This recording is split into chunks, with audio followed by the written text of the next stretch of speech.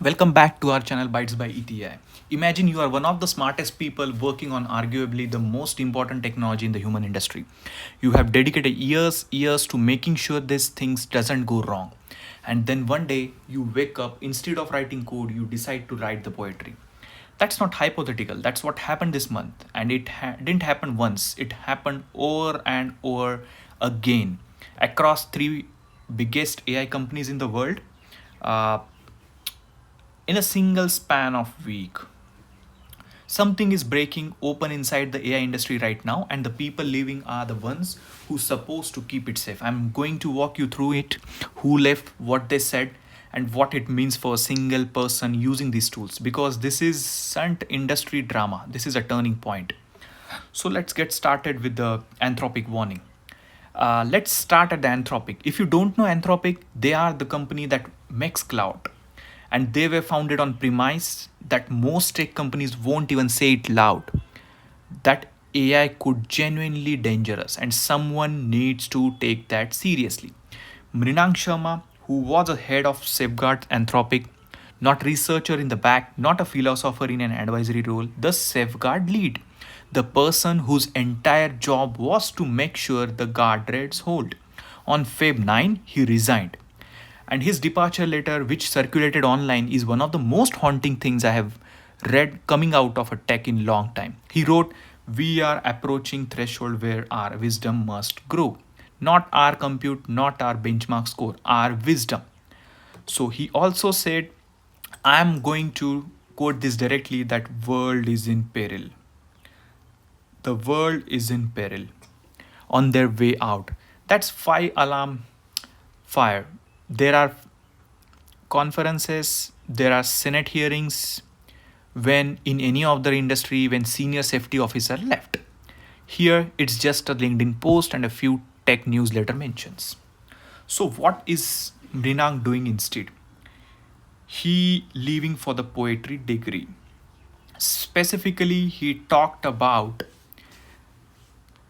wanting to pursue courageous peace. The idea that we need people who can tell hard truths in world that is increasingly optimized to not hear them. I think that detail is the most important part of this story. The safeguard lead at one of the largest AI safety companies didn't decide to fight directly. He decided to do a different angle. Okay. And it's a 60 billion pressure valuation.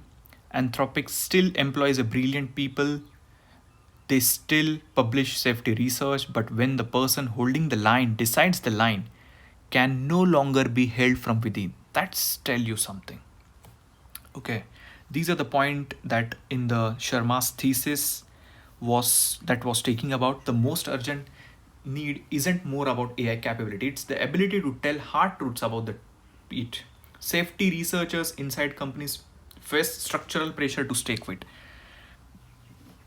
Poetry and the literature are training grounds for moral clarity, not an escape from tech. So that's what he was trying to mention.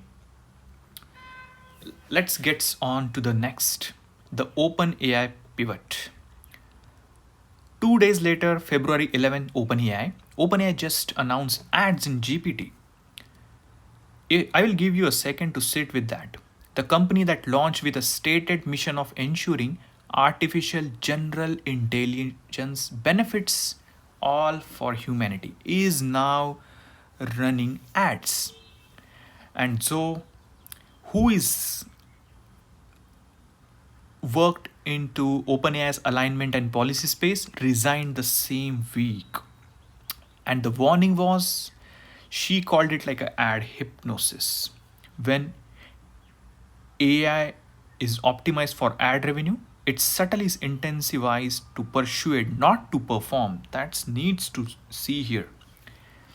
Here's what that means in a plain language. When company makes money from ads, the product is incentivized, subtly structured to keep you engaged, not to give you the most accurate answer, to say things that feel good to nudge you toward clicks, purchases, and beliefs that benefit advertisers.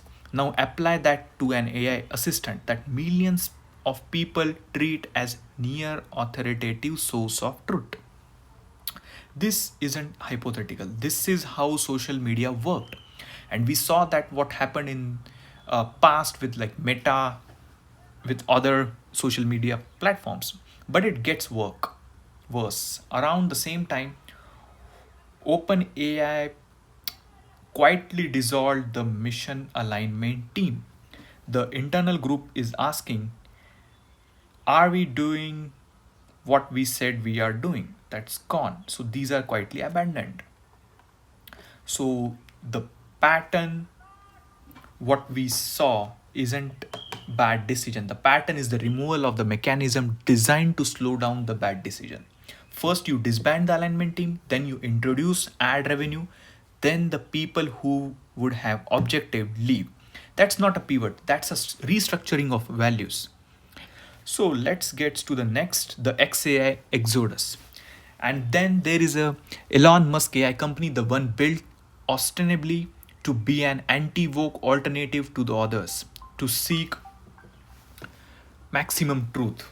6 of the 12 basically co-founders left. Half the founding team gone. This week alone, Tony and Jimmy Barr, both serious researchers with academic credential, resigned.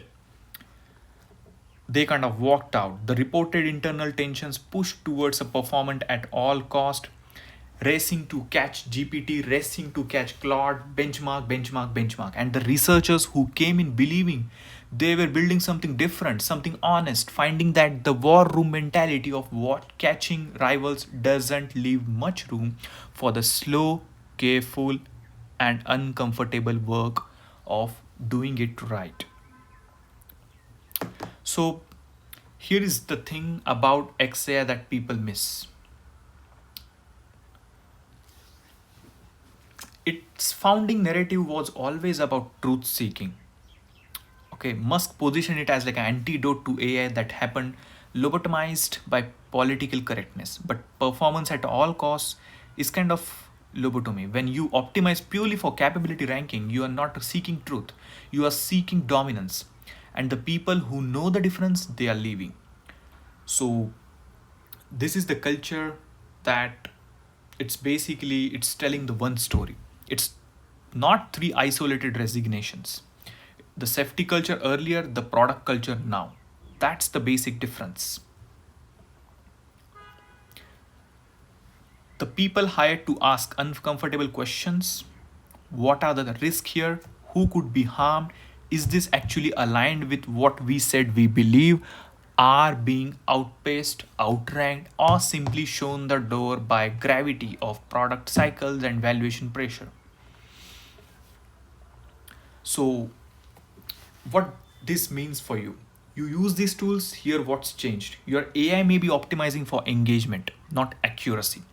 Ad supported AI has structural incentives to keep you interested, not informed. The same way, the people who protected you have left. The tools still work, but trust them differently. You can't tell what the model was optimized. So is AI safety dead? I want to be careful here because the honest answer isn't just yes or no. As a field, it's not dead. There are brilliant researchers doing important work. There are still papers, red teams, evaluation, government trying to figure it out about the regulation. But AI safety as a cultural force inside the companies, that matters the most. That's the thing that's in crisis now. Uh,